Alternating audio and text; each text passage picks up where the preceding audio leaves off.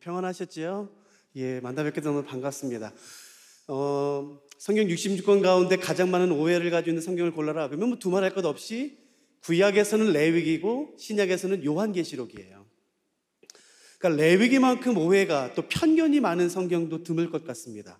첫 번째, 레위기에 대한 오해, 편견은 어렵다라는 것이에요. 근데 사실은 오해는 아니에요. 어려워요, 사실. 근데 왜 어려운지를 알면 되겠죠.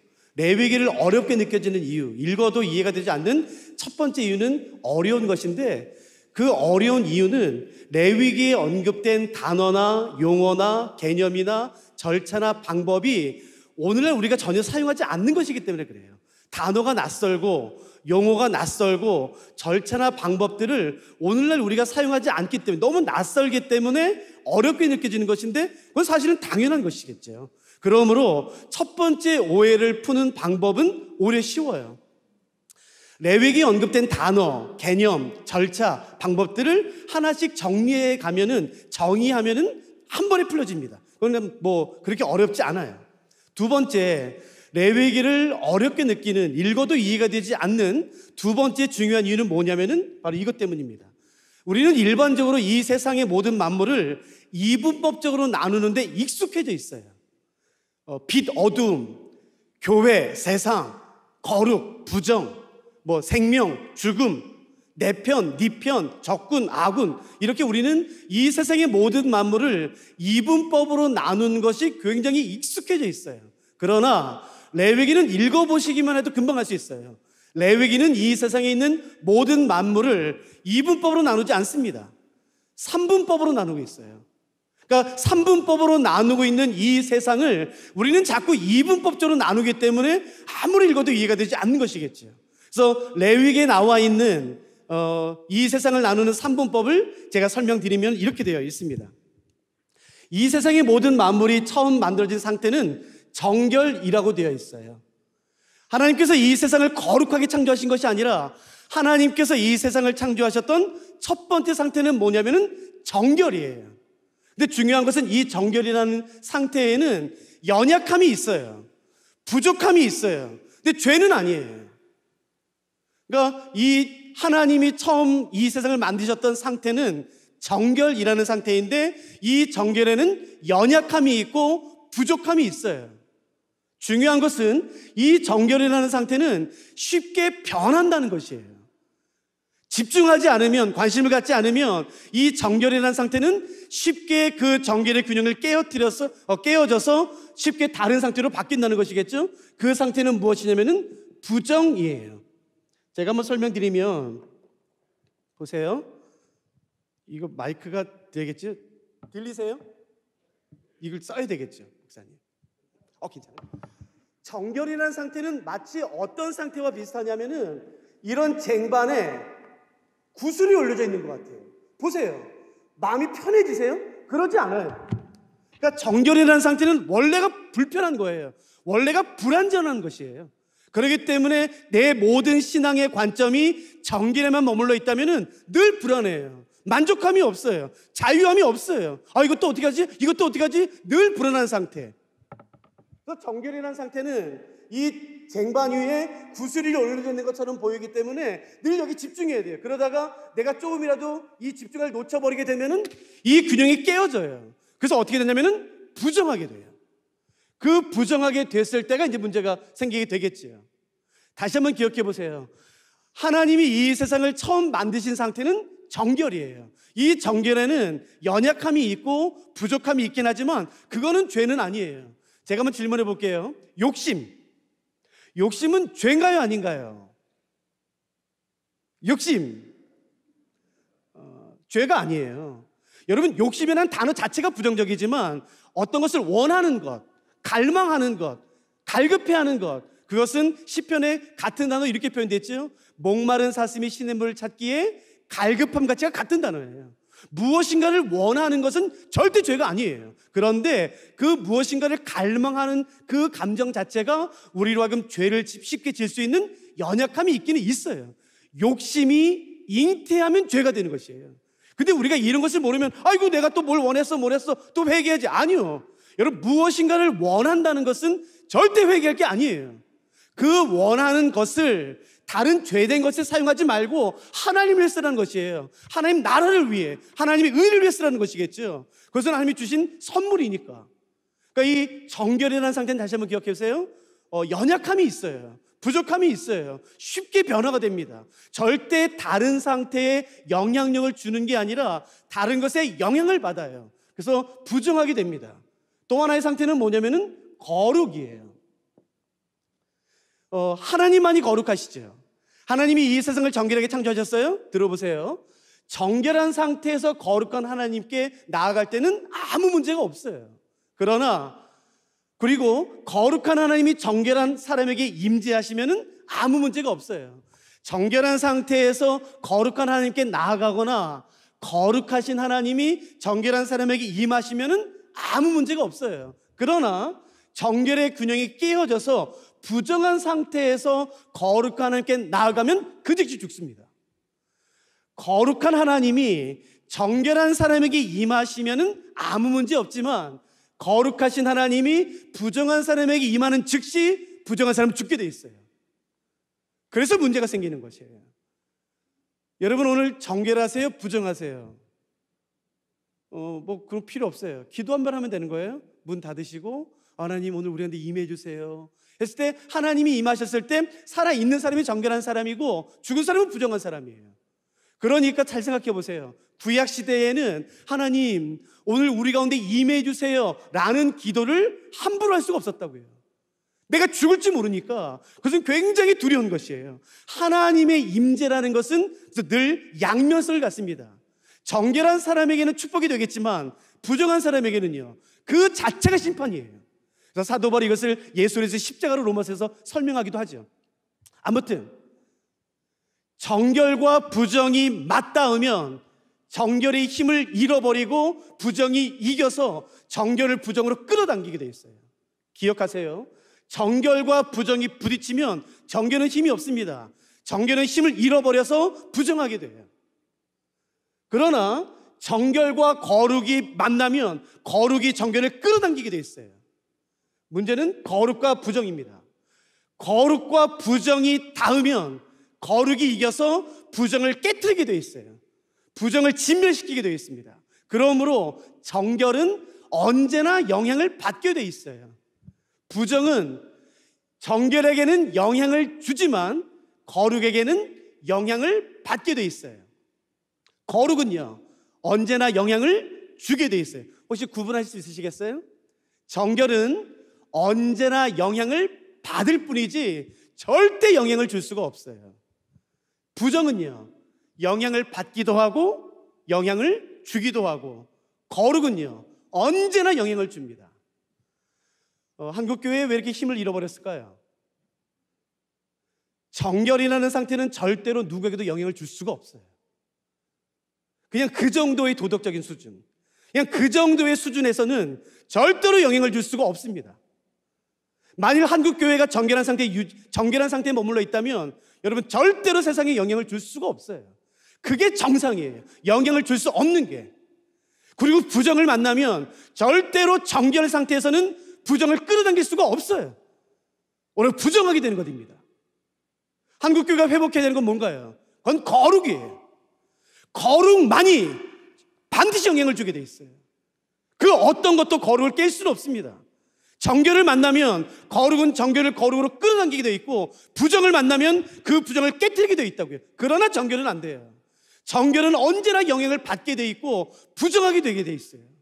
그러므로 한국교회가 회복해야 되는 것 중에 하나는 뭐냐면은 그냥 그 정도 수준의 정결이 아니라 하나님 수준에 있는 그 거룩함으로 다시 회복되는 것이겠지요.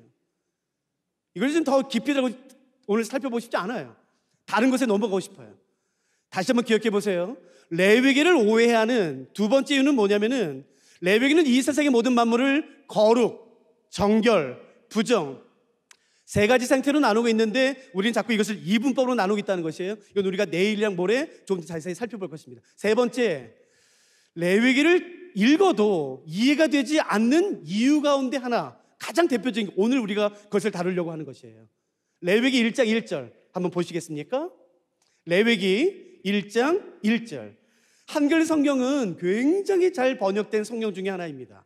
문자적으로 굉장히 잘 번역된 성경이기는 한데 한 가지 아쉬움이 있다면 레위기 1장 1절에 히브리어 성경에는 이 단어가 있는데 이 단어가 한글 성경으로 번역되면서 빠졌어요. 아마 초창기에 이 성경을 번역하면서 한글 성경으로 번역하면서 이 단어를 그렇게 중요하게 여기지는 않았던 것 같아요. 그래서 어떤 영어 성경에는 이 단어가 들어가 있어요.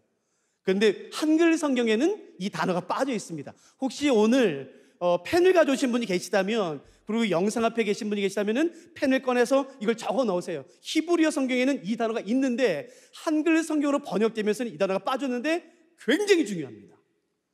자, 레위기 1장 1절은 이렇게 시작되죠. 여호와께서 회막에서 모세를 부르시고 그에게 말씀하여 이르시되. 빠진 단어는 뭐냐면은, 여러분 우리가 가지고 있는 한글 성경의 첫 번째 단어가 뭔가요? 여호와께서예요. 첫 번째 단어가 빠졌습니다. 그러니까 여호와께서 바로 앞에 단어, 그건 바로 뭐냐면은 그리고예요. 그리고 여호와께서. 레위기의 히브리어 성경은 어떻게 시작되냐면은 그냥 여호와께서로 시작되지 않고 그리고 여호와께서 회막에서 모세를 부르시고로 시작이 돼요. 여러분 한번 생각해 보세요. 어떤 책이 그리고로부터 시작된다는 말은 무슨 말일까요? 앞의 책과 연결된다는 뜻이에요. 그렇기 때문에 레위기를 온전히 이해하기 위해 필요한 것은 뭐냐면은 그 앞의 성경인 출애굽기와 같이 보셔야 되는 것이에요. 절대로 레위기만 공부하신다고 레위기를 이해할 수가 없어요. 왜냐하면 레위기는 출애굽기와 연장선상에 있기 때문에 그렇습니다. 그래서 우리가 출애굽기를 살펴보는 것이 굉장히 중요하죠. 출애굽기는 이스라엘 백성들이 출애굽하면서 시작이 됩니다. 이스라엘 백성들이 출애굽해서 시내산에 도착을 하게 되죠. 시내산에 도착했던 장면이 출애굽기 19장부터 24장의 장면이에요. 이때 어떤 사건이 벌어지는가? 하나님이 여기 강림하십니다. 그리고 여기 이스라엘이 모여 있어요. 하나님과 이스라엘이 출애굽기 19장부터 24장에 이스라엘 백성들이 애굽에서 나오자마자 바로 언약을 맺으세요. 이 도대체 언약을 어떻게 이해하면 좋을까? 오늘 우리가 살펴보고 싶은 것은 이것이에요. 언약이 뭘까? 언약은 꼭 기억하세요. 성경을 해석하는 데 있어서 몇 가지 중요한 기초와 열쇠가 있는데 그 중에 하나가 바로 언약이에요. 언약을 이해하지 못하면 사실은 구약 성경은 놓쳤다 보는 것이 맞습니다. 언약을 어떻게 이해할까? 축복, 약속, 그래도 돼요. 그러나 정확한 건 아닙니다. 이 하나님과 이스라엘이 언약을 맺었다는데 이 언약이 뭘까? 고민할 필요 없어요. 왜냐하면 구약 성경 39권 가운데 17권이 선지서인데 이 선지서에서 하나님이 이 언약을 이렇게 부르세요. 그러니까 하나님은 이 언약을 이렇게 이해하고 계시는구나, 우리가 쉽게 알 수가 있겠죠. 이렇게 해요.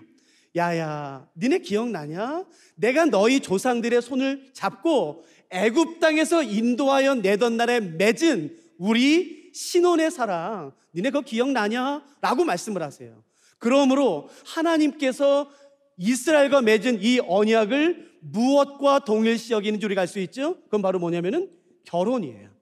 여러분 오늘 이후부터는 이 언약이 나왔을 때는 반드시 결혼이라 생각하는 것이 가장 성경적이고 가장 안전하고 가장 건강해요.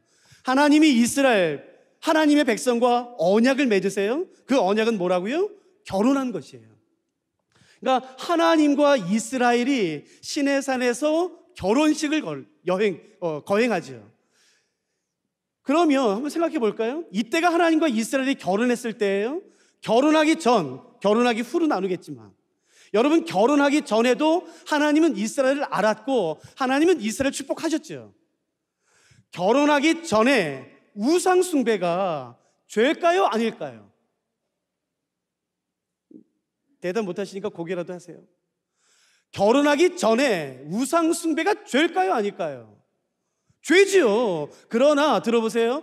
죄긴 죄이지만 하나님이 이스라엘과 결혼하기 전이에요. 그러므로 하나님께서 이스라엘을 책망할 법적인 근거가 없어요. 그래서 창세기부터 출애굽기 18장까지 보시면 항상 하나님이 죄를 언급하실 때에 일반적인 죄를 언급하세요. 살인, 음란, 간음, 시기, 질투, 살인, 이제 그런 일반적인 죄를 언급하세요. 그러나 하나님과 이스라엘이 언약을 맺고 결혼한 이후 말라기까지 항상 하나님이 죄를 언급하실 때는 우상숭배를 말씀하세요. 왜냐하면 결혼했으니까. 여러분, 저는 올해가 19년 차밖에 되진 않았는데 제가 결혼한 제 아내에게 이렇게 말할 수 있는지 없는지 여러분이 한번 저한테 대답해 보세요. 결혼한 제 아내에게, 여보, 이제 나랑 결혼했으니까 나만 사랑해, 나만 바라봐, 나만 사랑해줘 라고 제가 말하면 제가 진짜 나쁜 놈이죠. 진짜 나쁜 이기적인 놈. 제가 제 아내에게 그렇게 말할 수가 있나요, 없나요? 여러분, 있지요, 당연히. 근데 오늘날은 그렇게 생각하지 않아요.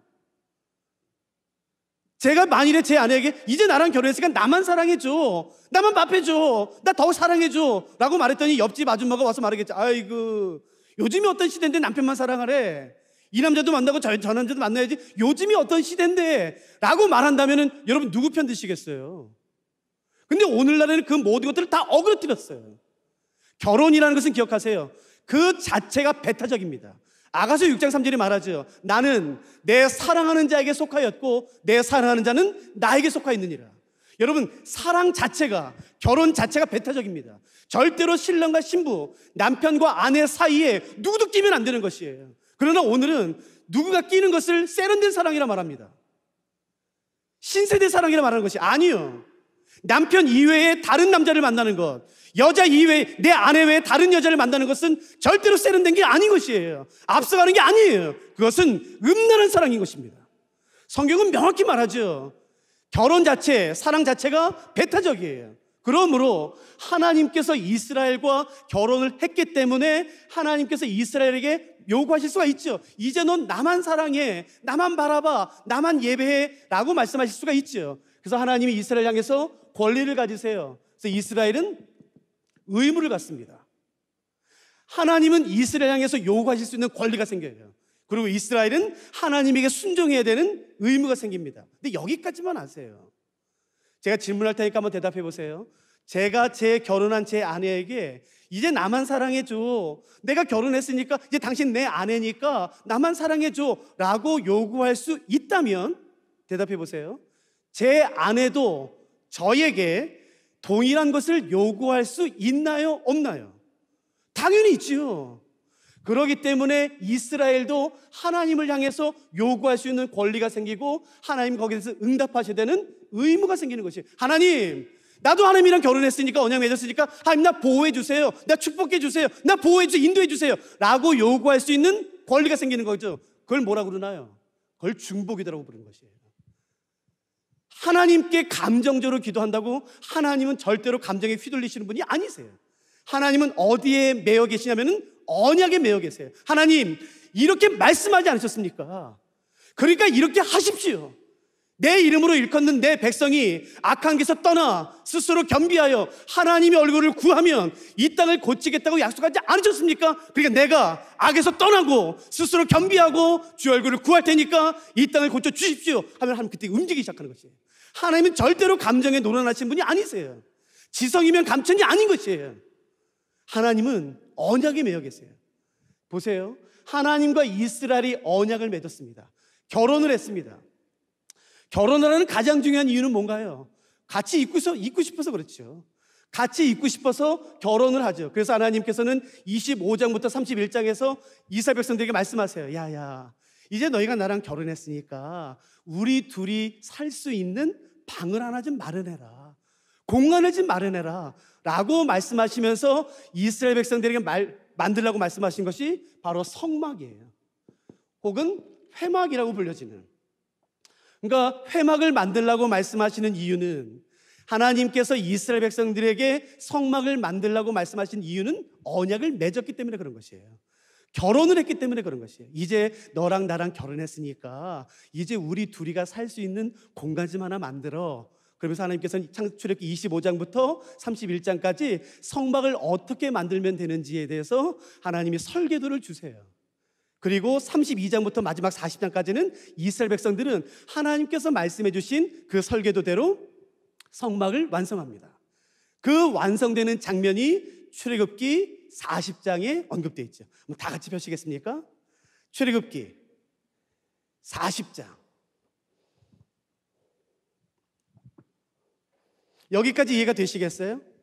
출애굽기 40장에 이제 드디어 하나님께서 말씀해 주신 대로, 설계도대로 이스라엘 백성과 모세가 성막을 완성하게 됩니다. 근데 흥미로운 것은 뭐냐 하면은, 여러분 한번 펜을 가지신 분들은 밑줄을 그으시면서 한번 따라와 보세요. 동일한 말씀이 7번이나 반복이 돼요. 제가 읽어볼게요.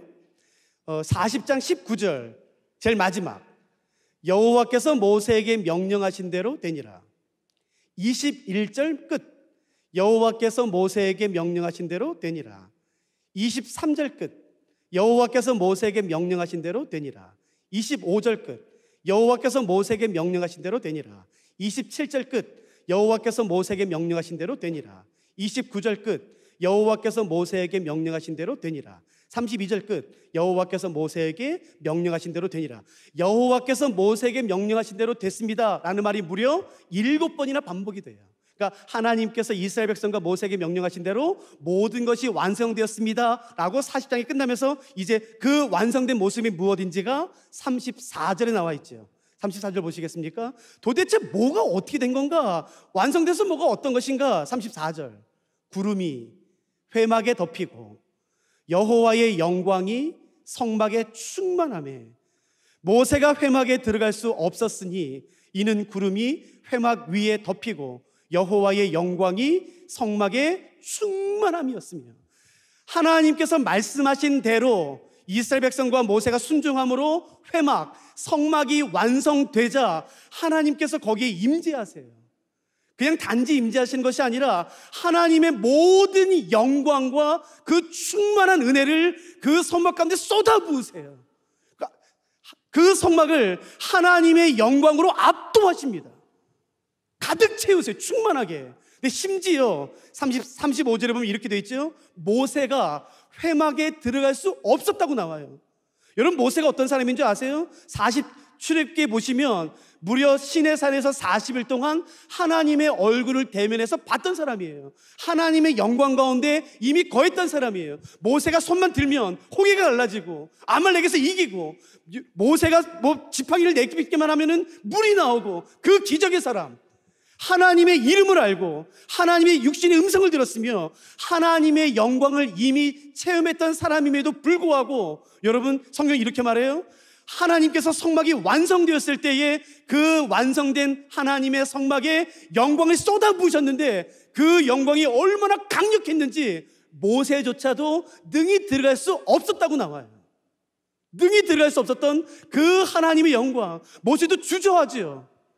이거 내가 들어도 되나? 이 압도되는, 이 강력한, 크고 위대한 그 하나님의 영광 앞에서 머뭇거리고 있을 때에 레위기 1장 1절이 시작되는 것이에요.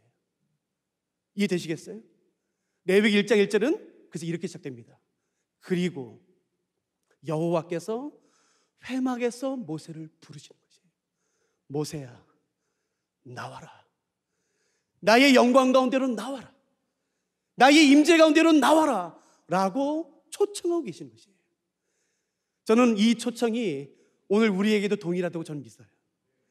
그 영광, 그 하나님의 충만한 영광, 강력한 임재하심 가운데 누구도 들어가지 못해서 주저하고 있을 때 하나님이 들어오라고 말씀하시는 것이에요. 나의 영광 가운데로 나와라. 네가 한 번도 경험하지 못했던 그 놀라운 기적과 영광과 임재하심 가운데로 나와라 라고 말하는 것이에요. 누가 오늘 이 압도하는 하나님의 영광 가운데 나의 모든 삶이 잠기길 원하십니까? 그냥 그 정도의 영광이 아닌 것이에요. 그냥 어디 가서나 느낄 수 있는 그냥 카타르시스 같은 그냥 조금 은혜 받는 정도가 아닌 것이에요. 살아계신, 온 땅을 창조하신 그 만왕의 왕이신 하나님의 압도하는 그 영광 가운데 하나님이 지금 오늘 우리를 초청하고 계신 것이에요. 출애굽기 40장은 창세기 3장과 같이 보셔야지만 됩니다. 창세기 1장에 보시면 하나님께서 이 세상의 모든 만물을 창조하세요. 첫째 날부터 여섯째 날까지 모든 만물을 창조하시죠. 그리고선 에덴 동산을 창설하세요. 에덴 동산을 창설하신 다음에 그 다음에 하나님은 하나님의 형상대로 사람을 지으시고 그 하나님의 형상대로 지음받은 사람을 그 에덴 동산에 두어 에덴 동산을 경작하고 지키게 하십니다. 그때 에덴 동산에서 누렸던 그 하나님과의 그 친밀함, 그건 기가 막히죠. 그 하나님의 세밀한 음성을 듣고 하나님과 같이 동행하며 하나님과 대화를 나눴던, 그 어디서도 느낄 수 없었던 그 하나님과의 그 친밀함. 하나님은 그 에덴 동산을 하나님의 영광으로 가득 채우세요. 충만하게 하십니다. 하나님의 영광, 그 밝은 영광으로 그 에덴 동산을 충만하게 하세요. 그러나 죄로 말미암아 한순간에 깨집니다. 그 인간이 범한 죄로 말미암아 그 친밀했던 하나님의 관계, 에덴 동산에 가득했던 하나님의 영광과 임재가 한순간에 깨어지게 돼 있어요. 그래서 하나님의 영광과 임재가 창세기 3장에 보시면 에덴 동산, 사람을 떠나게 돼요. 그 떠났던 하나님의 영광이 출애굽기 40장에 다시 돌아오신 것이에요. 그리고 이전보다 더 강력한 영광으로, 강력한 임재로, 그 압도하는 하나님의 영광으로 그 하나님의 성막을 충만하게 채우신 다음에 그 성막 안에서 하나님께서 그의 백성을 부르시는 것이에요. 나에게 나와라. 내가 너를 위해 준비한 이 모든 영광과 임재와 소망과 생명 가운데로 나오라는 것이에요. 누가 오늘 이 하나님의 초대에 응하기로 결정하시겠습니까?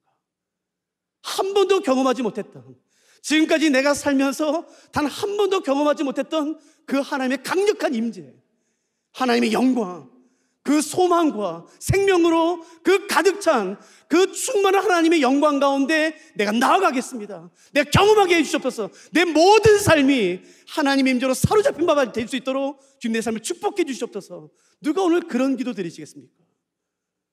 하나님께서 우리를 초대하고 계신 것이에요. 저는 레위기 1장 1절을 읽을 때마다 제 머릿속에 항상 그려지는 한 가지 그림이 있어요. 그래서 제가 전에 한번 레위기 강의를 했을 때에 그 제목을 이렇게 정했었죠. 제 안에 레위기 1장 1절을 읽을 때마다 떠오르는 이미지는 뭐냐면은 아주 깊은 산 속에 오두막집이 있어요. 눈 덮인, 사람의 발걸음이 끊어진 아주 깊은 산 속에 있는 한 오두막집. 근데 불이 밝혀져 있고 굴뚝에서는 김이 모락모락 나요. 가까이 가서 봤더니, 창문을 통해서 봤더니 아무튼 꺼낼 수 있는 모든 등불은 다 꺼내온 것 같아요. 집이 얼마나 밝은지. 집을 밝은 빛으로 가득 채워놓고 테이블 위에는 갓 구운 빵이 놓여져 있지요. 김이 모락모락 나서 이게 쑥 들으면 쑥 들어가서 이렇게 떼면은 그때서 그 냄새가 나는 그 맛있는 갓 구운 빵. 양식은 안 좋아하세요? 한식으로 해드릴까? 불고기? 갓 끓여놓은 그 따뜻한 스프, 온갖 음식들이 그 테이블에 가득 넘쳐요. 그리고 아버지가 계속 자리에 앉지 못하고 창가에 서성여요. 밖을 봤다가 안에 들어왔다가, 밖을 봤다가 안에 들어왔다가, 마치 누구를 기다리는 양. 장면이 바뀌어서 그 숲속으로 장면이 바뀌죠. 어떤 사람이 그 겨울에 그렇게 옷 입으면 안 되는데, 그런 얇은 신발 신으면 안 돼, 샌들 신으면 안 되는데, 그 얇은 옷에 그 샌들 같은 신발을 신고 추워서 벌벌벌 떨고 있죠. 손을 부비면서 어찌할 줄 모르는, 어디를 가고 싶은데 마치 가지 못하는 심정으로 떨고 있어요. 내가 어떻게 할까? 내가 가도 될까? 내가 가도 아버지가 나를 용납해 주실까? 나를 맞아 주실까? 라는 두려움 가운데 그 집에 있는 모든 음식은 그 사람을 위해서 준비된 것인데, 그 모든 따뜻함은 그 사람을 위해서 준비된 것인데, 이 사람은 그것을 몰라요. 내가 용납받을 수 있을까? 내가 이런 짓을 했는데 내가 과연 용납받을 수 있을까? 내 낯짝이 있지, 내가 어떻게 또 갈 수 있을까? 만일에 그 아버지 집에 준비된 모든 음식이 자기 자신을 위한 것이라면 딸려갈 텐데, 그 오두막집에 차려져 있는 그 모든 음식과 따뜻한 음료수와 그 온기가 바로 나를 위해 준비된 것이란 것을 내가 알면 당장 뛰어갈 텐데 그걸 몰라요. 그래서 밖에서 서성여요. 주저해요. 두려워해요. 아버지는 그 자녀가 이제나 올까 저제나 올까, 혹시라도 밤에 오면은 집을 못 찾을까 봐 여러분 오는 모든 길에 장애물을 다 쳐놓습니다. 혹시라도 그 길을 못 찾을까 봐 자신의 생명의 피로 그 길을 물들여 놔요. 누구도 볼 수 있게, 누구도 비켜가지 못하게, 모든 사람이 발견할 수 있게 그 길을 피로 물들여 놔요. 혹시라도 걸려 넘어질까 봐 모든 장애물들을 다 치워놓습니다. 그래서 나의 자녀가 나에게 마음껏 달려올 수 있도록. 만일 이 자녀가 나를 위해 준비된 그 아버지 집의 풍성함을 알기만 한다면, 내가 달려가기만 하면 내 아버지가 나를 안아주실 텐데, 나를 용납해 주실 텐데 라는 사실을 알기만 하면 달려갈 텐데. 그래서 제가 옛날에 레위기 사경회 할 때 제목을 이렇게 잡았었어요. 지금 만나러 갑니다. 하나님께서 우리를 위해 준비하신 그 모든 풍성한 은혜들, 그것이 바로 나를 위해 준비된 것이라는 것을 알기만 하면 달려가는 것이에요. 다른 누구도 아니라 바로 나를 위해 준비된 그 영광, 은혜. 여러분, 이 세상 사는 게 쉽지 않습니다. 얼마나 억울한 일이 많은지 몰라요. 얼마나 두려움이 많은지 몰라요. 그 모든, 내게 필요한 그 모든 것들은 하나님의 임재 안에 가득한 것이에요. 하나님에게 가야지만 내게 필요한 모든 것들을 내가 찾을 수 있는 것이에요. 그러나 기억하세요. 죄는 그 모든 것들을 한 발에 파멸시키는 것이에요. 죄가 무서운 이유는 뭐냐면은 인간이 그 자신의 하나님과 단절되도록 하는 것이에요. 단절되도록. 그래서 그 이후부터 인간은 이유를 알지 못하는 공허함에 시달립니다. 불안함에 시달려요. 두려움에 시달려요.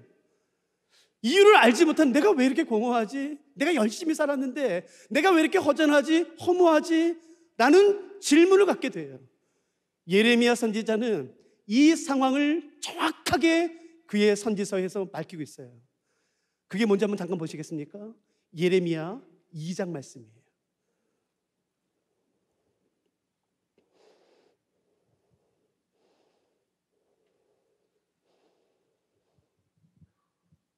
예레미야 선지자가 이 상황을 어떻게 묘사하고 있는지 한번 보실까요? 하나님께서 말씀하시는 것이에요.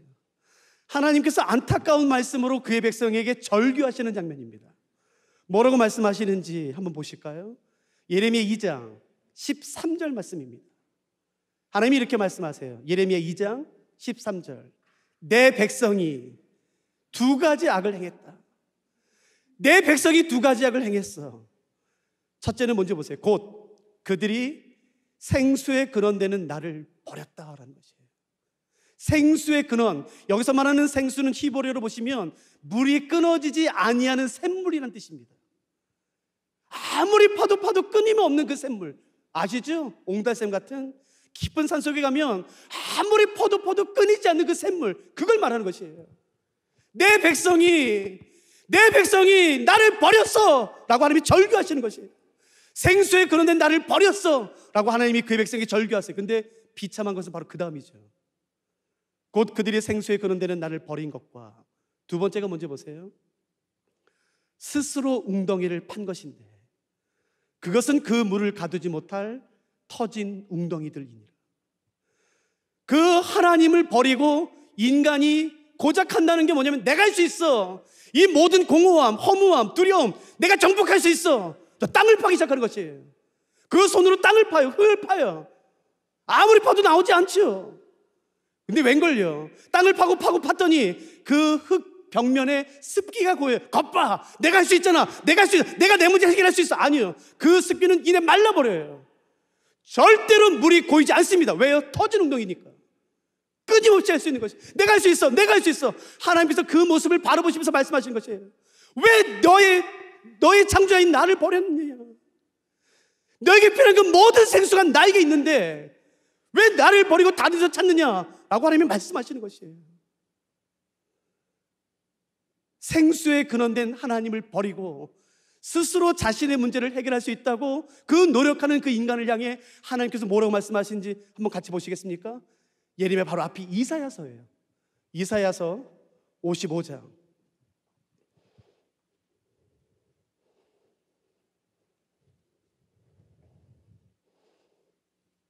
55장 1절 말씀부터 읽어드릴 때가 한번 눈여겨보시겠습니까?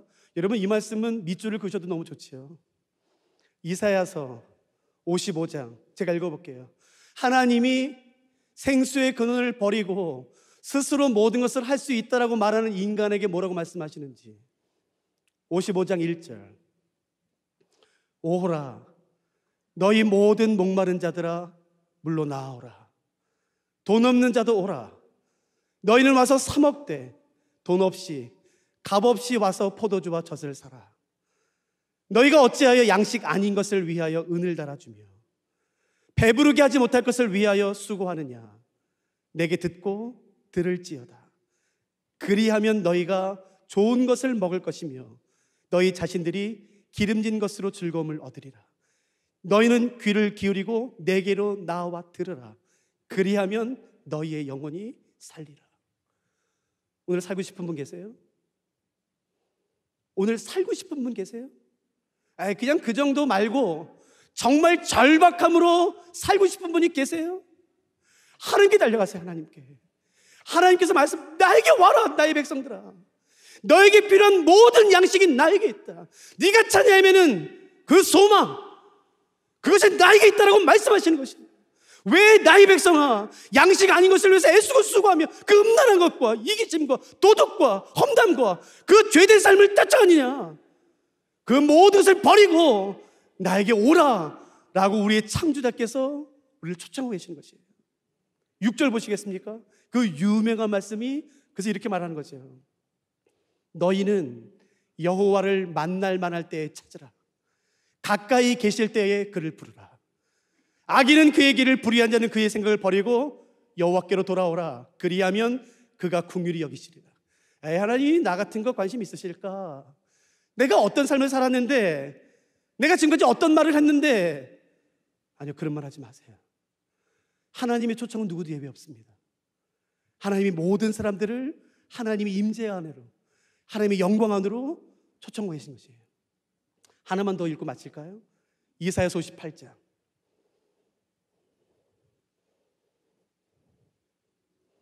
이사야서 58장 11절 말씀입니다. 우리가 찬양으로 그렇게 많이 부르는 찬양이에요. 이사야서 58장 11절 말씀 제가 읽어드릴까요? 여호와가 너를 항상 인도하여 메마른 곳에서도 내 영혼을 만족하게 하며 내 뼈를 견고하게 하리니 너는 물된 동산 같겠고 물이 끊어지지 아니하는 샘 같을 것이라. 여러분, 만일에 우리가 이런 삶을 이 땅에서 살 수만 있다면 얼마나 좋을까요? 하나님께서 늘 우리를 인도하시는 삶, 메마른 곳, 땅이 쩍쩍 갈라지는 모든 흉년 중에 흉년의 상황, 아무리 코로나 상황이 심각하게 있다 할지라도 영원히 만족하는 삶. 하나님께서 우리의 뼈를 견고하게 해주시고 물이 끊어지지 않은 샘 같은 그 동산 같은 삶, 시절을 쫓아 과실을 맺으며 그 잎사귀가 마르지 않는 삶, 그의 모든 행사가 다 형통한 삶. 여러분, 어떻게 하면 이런 삶을 살 수 있을까요? 기억하세요. 이사야서 58장 11절, 우리가 지금 읽은 이 본문에서 가장 기억해야 되는 것은 물된 동산이 아니에요. 물이 끊어지지 아니하는 샘이 아니에요. 내 영혼이 만족하는 게 아니에요. 인도, 메말, 그게 아니에요. 이 11절에서 반드시 기억해야 되는 한 단어는, 펜을 가지신 분은 동그라미 쳐세요. 이 문장의 주어입니다. 주어가 뭐죠? 여호와예요. 여호와께서 너를. 여러분, 이 말씀에 아멘하길 원하시는 분이 계시다면 여러분, 다른 사람을 찾지 마십시오. 도울 힘이 없는 인생을 의지하지 마세요. 하나님을 바라보는 것입니다. 하나님을 의지하는 것이에요. 하나님만이 내 소망 되십니다. 하나님만 나를 만족하게 하실 수 있습니다. 내 공허함, 여러분, 내 공허함을 채우기 위해 여러분 네온산이 가득한 뒷골목을 헤맨다고 절대로 채워지지 않아요. 그 추잡한 쾌락이에요. 그 더러운 쾌락, 나를 더 깊은 목마름으로, 나를 더 처참한 가운데 인도하는 것이에요. 내 그 불안함, 두려움, 염려, 그 모든 것들을 채워줄 수 있는 유일한 분은 하나님이라고 말하는 것입니다. 그 하나님이 출애굽기 40장에서 성막이 완성되자 그 성막에 하나님이 친히 임재하시고 그 충만한 영광으로 회막을 가득 덮으신 후에 그리고 레위기가 이렇게 시작된 것이에요. 그리고 여호와께서 회막에서 모세를 부르시고. 그러니까 여러분, 하나님께서 여러분의 삶에 임재하실 성막을 준비하십시오. 성막은 하나님이 임재하시는 곳입니다. 성막은 하나님께서 말씀하시는 곳이에요. 성막은 제사를 통해 하나님과 깨어진 관계가 회복되는 것입니다. 물론 하나님은 어디든 계시죠. 24시간 365일 언제 어디서나 만날 수 있지요. 그러나 여러분, 하나님을 만날 성막을 준비하세요. 시간을 떼십시오. 장소를 구별하세요.